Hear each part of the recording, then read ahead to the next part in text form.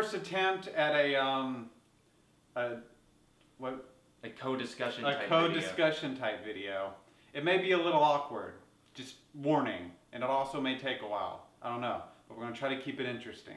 Dead air is inevitable. There's gonna be a lot of dead air and probably not a lot of edits, so just keep that in mind. As you can see from the title, this is and my shirt. Discussions about Pokemon, mainly the games.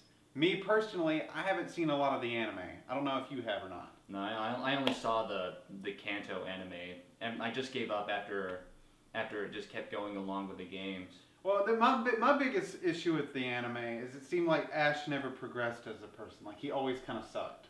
Oh yeah, definitely. But I've seen a good bit of like the first generation. I've recently started, because I've discovered on my 3DS that I can watch Pokemon. I've been watching the Black and White. I've been watching Rival Destinies. I just started that, which it starts out pretty cool. A lot of the battles are a little cooler, but so we can't discuss a lot of the anime because we don't have a whole lot of knowledge of the anime. One thing I would like to bring up about the anime is that I think maybe the intent with Ash was basically supposed to be us in his shoes. But the thing about that is it backfires because we got better as trainers, and as the more games went along, the more we were able to adapt. We were able to adapt and become better trainers because of it. I mean, I've been in that kind of debate with people about Ash before in the past. A lot of people think like, oh yeah, he sucks, but I've always tried to think of it as in a way that maybe they created that character so that we can relate. I guess that's basically what you're saying. Essentially. It's just like but then underdog. He's an underdog that never excels, you know. He never developed. He never won the Pokemon Championship. He always got close. He only beat Gary, I think, once. And he's always losing, but still getting like handed the shit anyways. Like he'll lose a battle and they're like, oh well, you were a good guy. It's like friendship is awesome. That's all that matters. Basically, but the games aren't like that. You have to get better in the games, so they don't really go, like they don't coincide very well. They don't deliver the same message. But anyways, there's not really a whole lot of depth we can go in the anime since we both haven't seen that. But when it comes to the games, I've been playing since day one. I remember buying Blue. That was the first one I had. I loved Blue. Is that the first one you had? That was the first one I got simply because it was blue. Blue is always my favorite color, so. I eventually got Red too. In time. I had blue and my brother had red, and we didn't fight a lot. We didn't battle a lot because we only had one. Well, almost at all, but because we only had one Game Boy, and we took turns playing it, and my brother's friends who were also into Pokemon, whenever they brought their Game Boys, we would take the opportunity to fight. He would kick the living shit out of me, but. Yeah, see, I was the only person in my family unit that was really into Pokemon. And I mean, I was really into Pokemon. Even then, I had trouble comprehending what Pokemon was. Like, before I watched the anime, I didn't really know what the game was. I'd be like, Squirtle, battle! But, usually I would get people that... did you have this thing as a kid whenever you were stuck at a point and you got someone older than you who played the game before and they're like, can you do this for me? I did that with other games, not ever with Pokemon. The first Pokemon game I played all the way through was Yellow. Yellow was a good one. I played them all the way, all of them. I don't know, we've battled a lot in the past. It always just clicked with me. Like, there were other games. I remember with Zelda Ocarina of Time, I had to find someone older to help me through that. But we're talking about Pokemon. But no, I always found my way through Pokemon.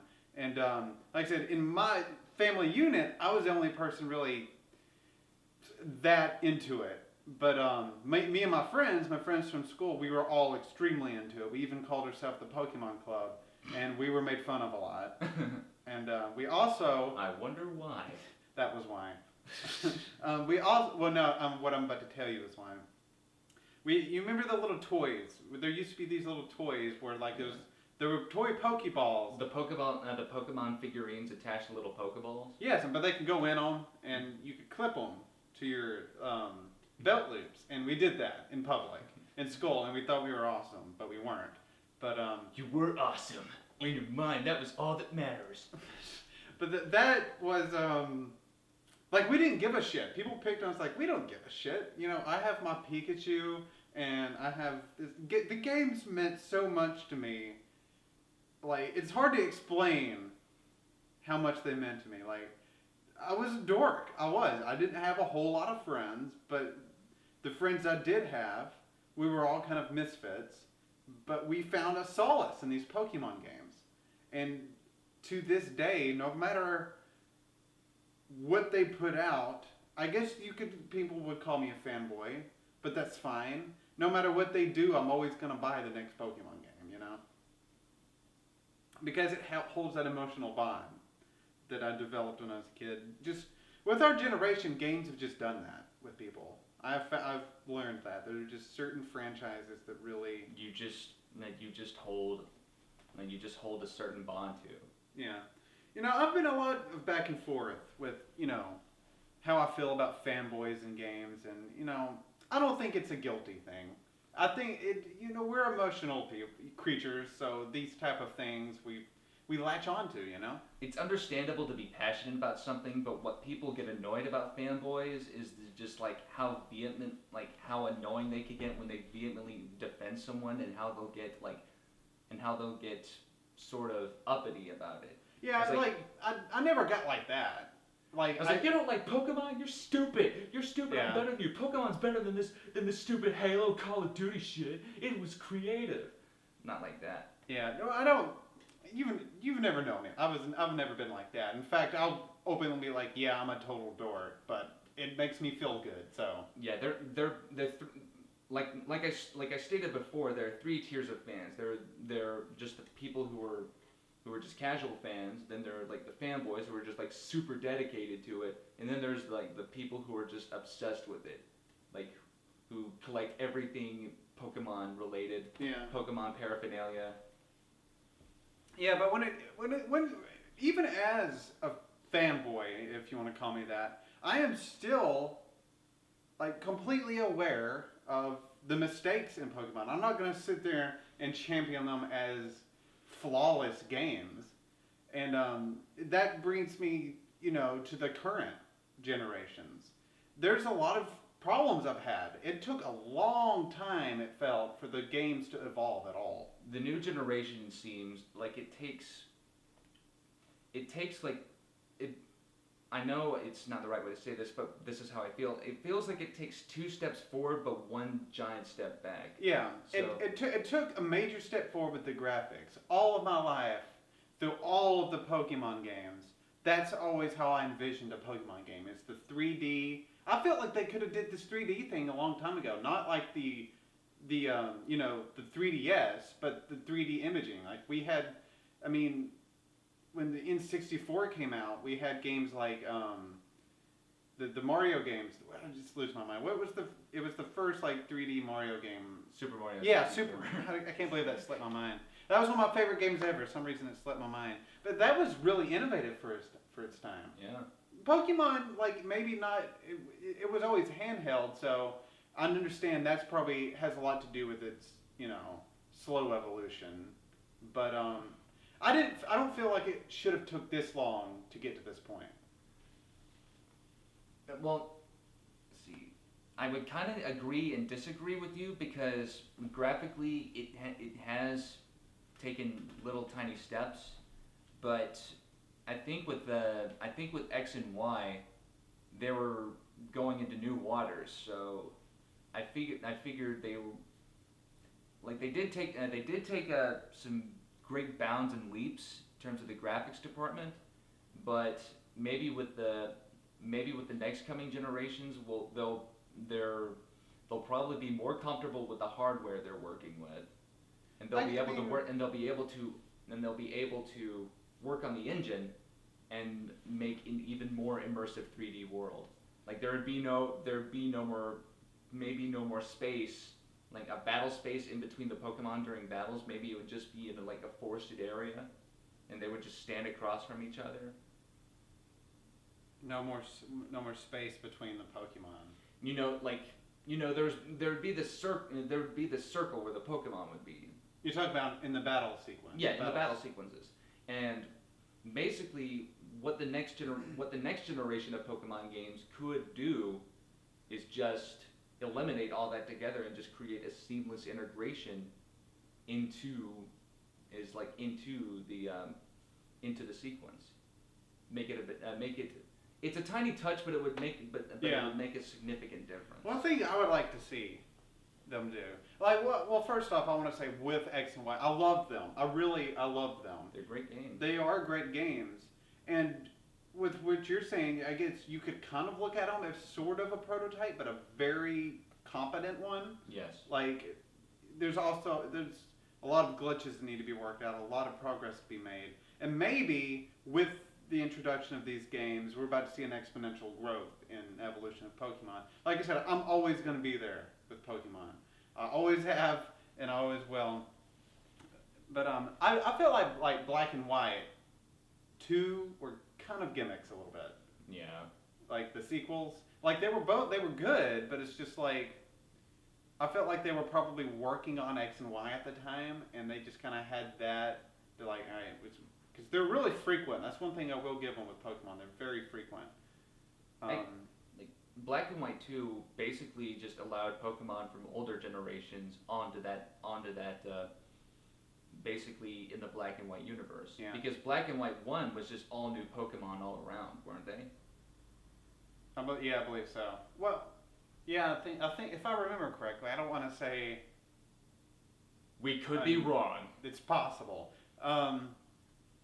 One thing I think they need to slow down with, which they have in this generation, is introduction of new Pokemon. Like, I don't know how many there were. There's only like 60 new ones introduced or something like Roughly. that. It was something like that.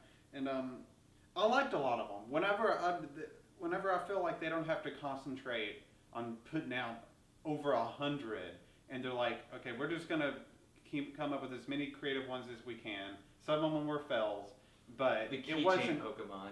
That one was stupid. That was like probably the worst Pokemon I've ever seen, and Vanilla can suck it. That was. They're all both of those. I don't like the keychain Klefki. I don't like Vanillite either. I caught a Klefki and I nicknamed him Useless. I caught one for the sake of Pokedex, but I immediately shut him in his box. But yeah, I like that there wasn't. I think that we don't need much more new Pokemon, at least not for a while. It's whenever you start making candles and lamps Pokemon and car keys and ice cream cones, you're stretching a bit, and it's starting to become a little saturated. Pokemon that almost look like humanoids, that throw and sock. Yeah, they were basically just gi wearing karate masters. And Honchula, the flying fighting type. Hawlucha. Yeah, that just looked like a person with a bird head, you know. Well, they had to incorporate. There was never a flying fighting type Pokemon, was there? I don't think there was ever one. So that was a neat way to introduce, because those are two that would be really hard to. Because I kind of disagree with you on the concept of Hawlucha there, because I don't know. I don't know. I was just a sucker. I liked his design. I don't think I ever caught it, but I don't think Hawlucha was as bad as a concept as you say it is. Well, I mean, agree to disagree. Yeah. But I don't know. I mean, he's no car keys. But anyways, one thing also, my biggest problem with X and Y is the story. It's very vague. It's felt regurgitated a bit. And it was way too safe, I felt. What I think that they don't understand, the people making these games, is I feel like most of the people who are still playing the Pokemon games are us who grew up with it, us older people. And we want a more suggestive story, something more difficult, something that, beyond the realm of an 8-year-old retarded boy. You know, it's Basically, what you would like them to do is, basically how I would want them to do is create, is make a story that would be acceptable for both kids and adults. yeah. I mean, I'm not talking about put Pokemon dicks and assholes in there. I'm not talking about Pokemon sex. Not like murder and war and all No, that we stuff. don't need. I mean, no. Just something more competent, something that's a little more challenging. I think that creators' intent on the Pokemon story was not the plot at hand, but the story that you make yourself with your Pokemon and the journey you have. Yeah, but there's not enough of that personal element there. You see what I'm saying? I suppose so. What if we had a Pokemon game that was focused mostly on like the personal nature and triumphs of an underdog protagonist? Everybody can, I mean, it's kind of like that already, but there's not really that. They talk of the personal relationships between you and your Pokemon, but there's nothing really evident in that. And the storyline, like they'll say it, but it's like there's nothing there. I just think there should be more interaction between your character and the Pokemon. One risk I think that Game Freak should take is that when it comes to character, that when it comes to your avatar should have like his or her own unique personality. Yeah. And not just be an avatar. Like have him actually input into the world. Have him actually be part of the conversation. Something I think would be neat if, because in none of the games, your avatar never speaks, ever. No. If you had some sort of choices, like in games like Mass Effect and Dragon Age and shit like that, not to like a really deep extent, but where you get to choose responses, and each response kind of actually affects shit. You know what I mean? Yeah. I mean, I know that where the two characters converse with each other. Yeah. Like, I know that would probably take a while, and it would be a challenge on handheld, because they're limited compared to, consoles. But miracles can happen. Yeah, it's not impossible. It's not impossible. But I just think it's time for the stories to evolve some, to grow up. Because like I said, most of us, or people are playing it, are the people who grew up with it. And we're adults now, and we would like to see something a little more suggestive. It doesn't have to be gross shit. Like, we don't need Pokemon sex, but like you mentioned in your review on your channel. Yes, like, we don't need Pokédicks. Where you follow your Pokemon and Pokemon and me. Oh, you get to jack them off and stuff? Yeah, I totally want to see that. But I think they have been progressing in that area, because in the terms of Team Flare, they had a final solution subtext in there. Yeah. Where basically their goal was to kill everyone they didn't like and just cause a Pokemon extinction. I will say with that was pretty much the most overtly mature and dark they got.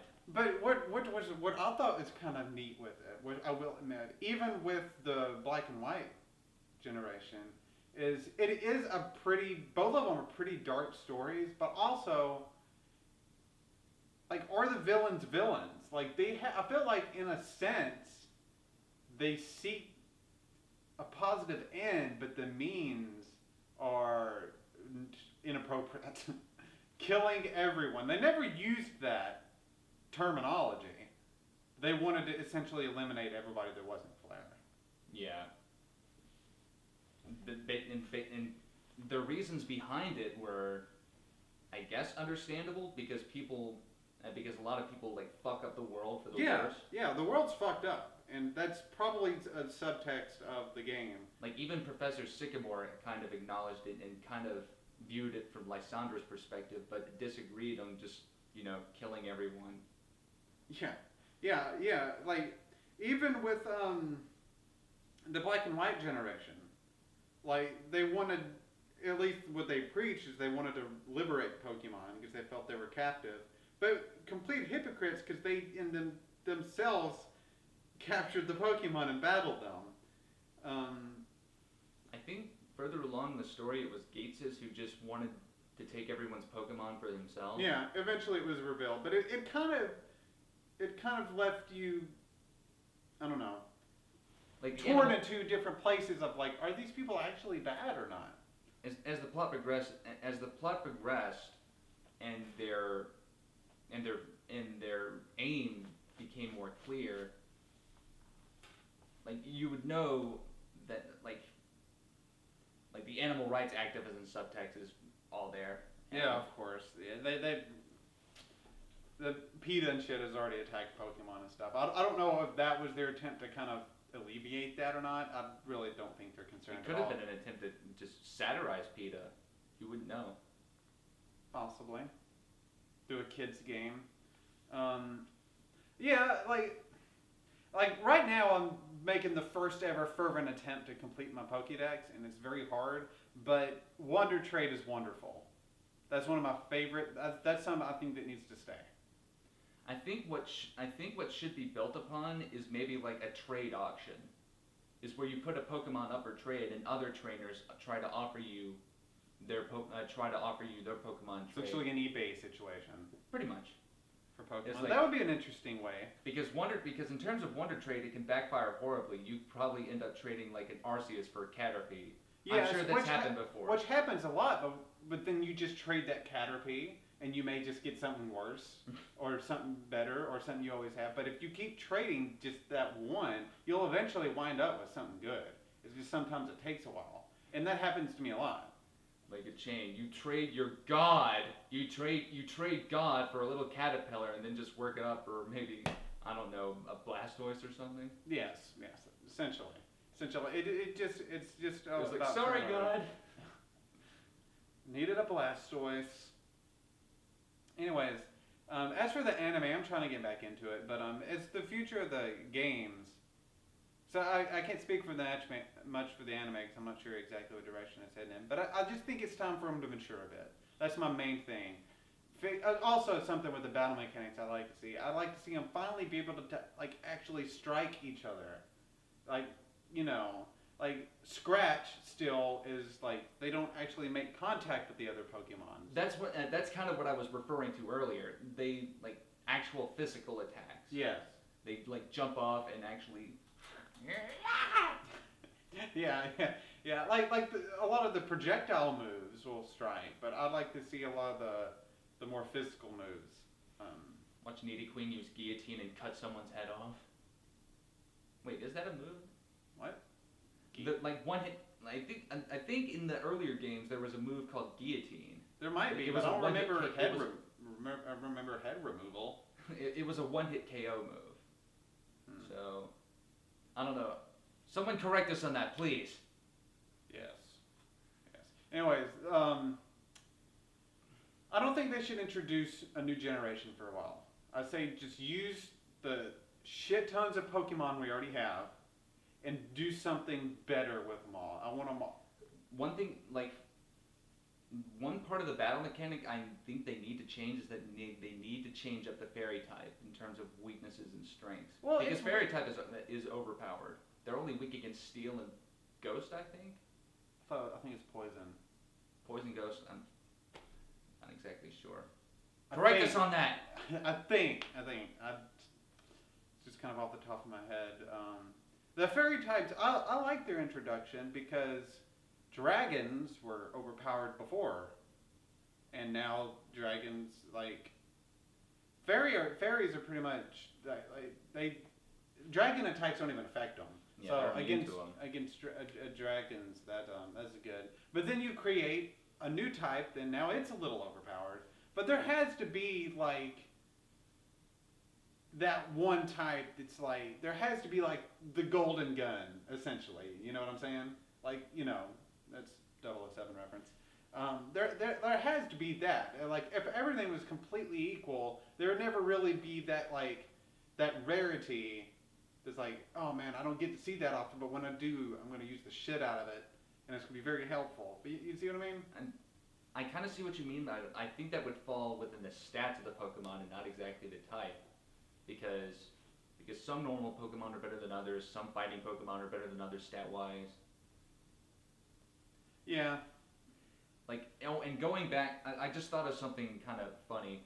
And like going back, you said like the Pokemon stories needed to be mature. Yeah. I think like some people would be out there is like, I wish they make like a dark and mature Pokemon, and then they go on like, and then they actually go through with it, and it's just this this whole dark epic story. Your trainer's wearing a long black trench coat with an eye patch. He's popping up the Pokemon. Is like, Dragonite, I choose you. And then the whole the Dragonite just looks awesome and just dark fantasy and all that, and just wrecks the shit out of everything. The Pokemon will probably never end up being like that, but it'd be kind of be funny. It would be. I mean, in terms of darkness, I don't want it to get too dark, but I don't feel like that would be too dark. Pokemon has gotten dark before. Yeah, but it's usually delivered in a way that only like older people is going to pick up on it. You know. It's usually in the subtext. Yes. And Pokemon, Pokédex entries. Oh, yeah. There's some creepy ones up in there. Pokédex entries are fucked up. But I remember growing up and stuff and playing, like, I never read the Pokemon Dex and Pokédex entries a whole lot. Or paid attention to the stats. I just cared about how cool the Pokemon was. But I always found a way through the Elite Four. Yeah. But mentioning the Dragonite thing, I think that would be an interesting way, an interesting take on a story. Like, instead of like a team of people, an evil team of people, what if just like one extremely powerful Pokemon? Like, I know we've had Mewtwo and stuff, but what if that one, like, we've had that in the anime, but not in the games. Just a really powerful Pokemon that's conflicted, and essentially it's your character's goal to defeat it. And keeping it from wrecking shit. And maybe there'd obviously be like probably an evil person that wants to join forces with this Pokemon or something, or use it to further its goal, but I think that'd be an interesting way. I see what you're going for there. But one more thing I think they should change about the games is like in terms of the competitive aspect of it, is that they should give like trainer rankings on their license. That way they can differentiate between just the casual trainers who just play. Don't they have a win and loss count though? I believe so, but just like, in terms of, I'm guessing like when it comes to matchmaking, it would be like people would probably be at a better liberty to. Basically, I'm having a hard time wording this. Basically, what I think they should do is, like in terms of matchmaking, they should try to set up trainers more akin to them. Yeah. Like the super competitive trainers, with the EVs and IVs and all that. They should like have like a 5-star trainer rating, but the casual trainer should be like a 1 or 2 star, just to show how dedicated they are. Yeah. Speaking of which, I still don't fully comprehend EV and IV training. I still don't get it. That's just something that, like, only the most like hardcore Pokemon fans would. I would like to understand it, but there's a lot of numbers. Yeah. And math sucks. Math does suck a lot. I think that's all I had to cover on it. For now, but I'm sure there will be future of these, because with Pokemon it's never ending for me. No, because catching them all just isn't enough. And I'm trying to catch them all. We have to make them now. murder each other. The end. Wait, you said the end. Mm-hmm. But I need to promote my channel. Mm-hmm. There's going to be a link somewhere. And in the description. Splendid Godlessness. You need to come over. Now, officially the fucking end. Thank you.